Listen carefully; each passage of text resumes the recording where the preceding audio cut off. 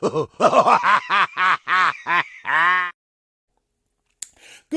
afternoon, YouTube. It's me, always George Page, aka the Emperor of Female Combat Sports Talk. I don't get to use that crown too often, but I enjoy getting a chance, the opportunity to use it.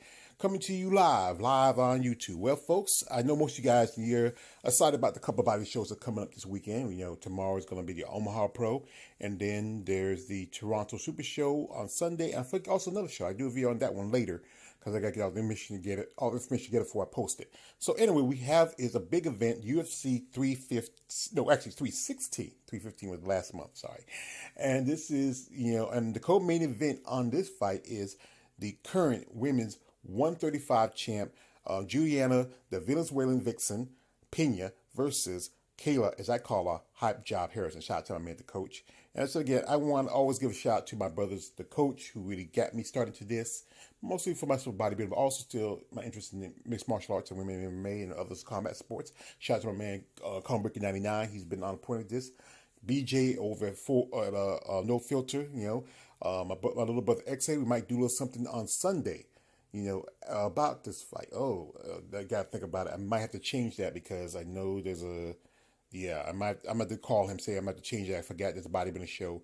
So if it works in time, okay, we'll probably still pull it. I'll let him know. And also shout out to Tay Brown, my sister. She also is on MA. So I always get, and I can't forget WMA Addict. So anyway, last year this fight was set up because Kayla has been with the UFC at least a year, and she has a couple of fights under her belt. And about Juliana Pena, she's been in the game quite some time. This is her second run as 135 champion. And these ladies have been going back and forth, especially on social media, in person. I mean, Juliana Pena, one thing she is good at is her word of mouth. She's been in UFC quite a long time. And, she started out on Tough like almost 10 years ago, I believe. And then eventually she climbed in and, even, had a couple of close calls to title shot early in her career. But, some hits and misses. And then along the way, she became a mother and then was engaged. And then now she's in single. And, it wasn't that long ago, almost, I think, at least 3 years ago, when she fought for the title against the double champ, or I call it double jump champ, Amanda the lion ass Nunes. I don't call him lion. My man actually would hate that. I call it the lion ass Nunes. And, this fight, I was kind of surprised. I mean, really, Juliana wit at, Amanda Nunes. I mean, she even got her on the ground and submitted her. I mean, Amanda, she's a tough customer. She beat one of my favorite fighters, that's Chris Cyborg. But, there was a lot of people who had doubt. If you bet money on Juliana Pena that night, you came out a rich person. But then it didn't, like not strike twice for Juliana. She took a whooping when Amanda came back. I mean, she just beat her down, got her busted and disgusted. I mean, it was really bad for her. But it didn't take too long for her to come back and get a shot at the title again. At the current champ, Raquel, don't call her Rocky Pennington, and she beat Pennington. I mean, it was a tough fight. It was a close fight too. But, Juliana prevailed and came on top and become a two-time bantamweight champion. And then we have Kayla Harris in the corner. Kayla, before she got into mixed martial arts, she was in, a judo competitor. She's been a two-time Olympian in judo since the 2000s. And then eventually she decided to move away into MMA. And she was fighting over, PFL. PFL is one of the bigger companies that might be somewhat competition to the UFC. I wouldn't call it too much of it because, UFC is the one sitting on top.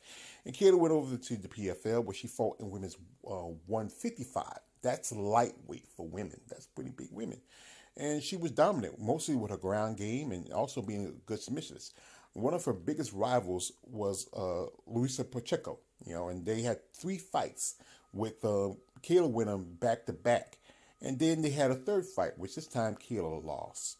And that was a tough defeat of her because you know what? She never took a loss. I mean, this was her only loss on her record. And she had one more fight with PFL, and then she let she moved over to UFC.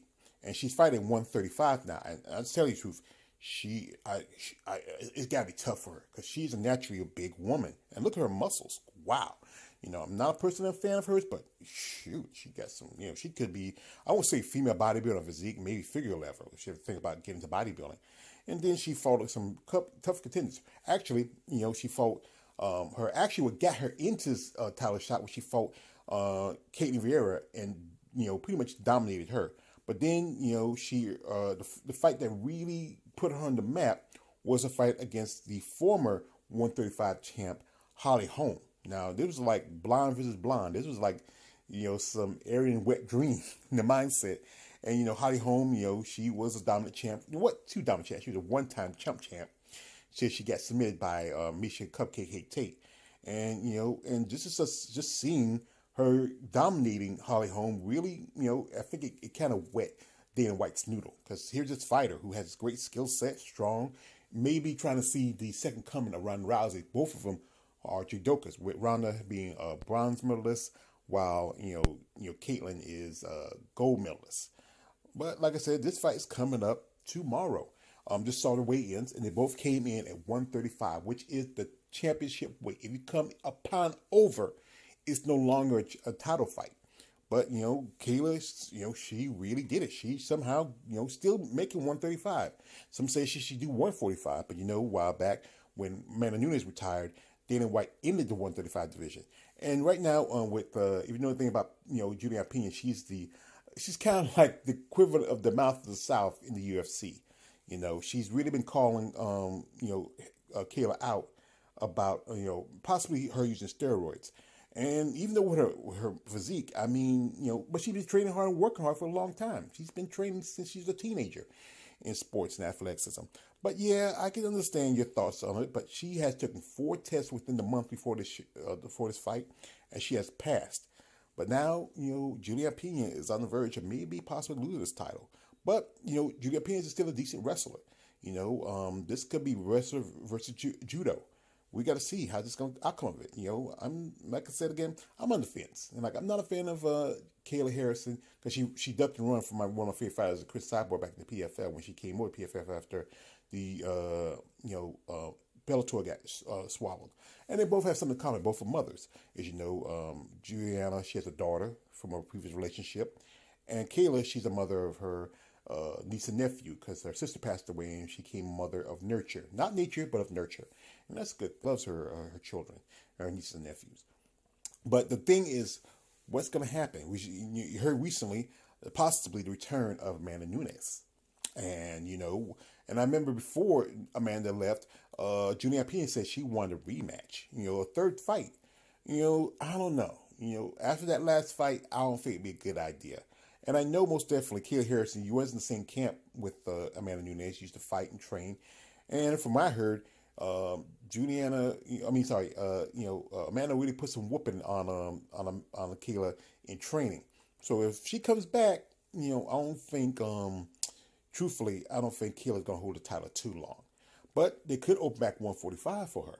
I mean, hey, there's some fighters, or start recruiting. That's the thing about Dana White. And also UFC, they're kind of lazy. They don't like the girls too big or too small. But the thing is, you got some bigger fighters out there, and really can bring some good, showing some good fights. Strengths. Maybe you see more knockouts, but again, there are some people who don't like the bigger women, especially if they're maybe too muscular or maybe too chubby in their mindset. So, like I said, the fight is on tomorrow. It's going to be in New Jersey, Newark, New Jersey. I got some family up there in New Jersey. Like I said again, Julia Pena, I like her. She's all right. Not a big fan of Kayla Harrison, but from what I'm seeing and what I'm looking at, I feel like Kayla's going to take this. Unless Juliana pulls out, being, like I said, a good wrestler, and pull out a good move and maybe submit her. Kayla's got some good submissions, but the thing is, it's a different level compared to the fighter she fought back in PFL. But she has beat some pretty good fighters. Caitlin Vieira was a pretty good fighter. She was one point a title contender. Holly Holm is a pretty good fighter. But Holly was at pretty much on the end of career. She was, I think, on she had a extended contract, and then she had that loss against one lady who was popped for steroids, and now she left the UFC to go to an organization that eventually got folded, and now she's trying to look for fights and going back to boxing. But both these ladies are coming in here. They're going to be co-main event on this fight. It's got to think about it. It's both women's 135 and men's 135. And they're two different levels. You look at it. I saw a picture of the guy who's a title holder standing with Kayla. Kayla's just huge, this little guy. I mean, but both these ladies, wish her best of luck. I mean, I might do something tomorrow on Sunday after the show, my brother X.A. Gucci, I'm going to reach out to him, see if he's still interested in doing it.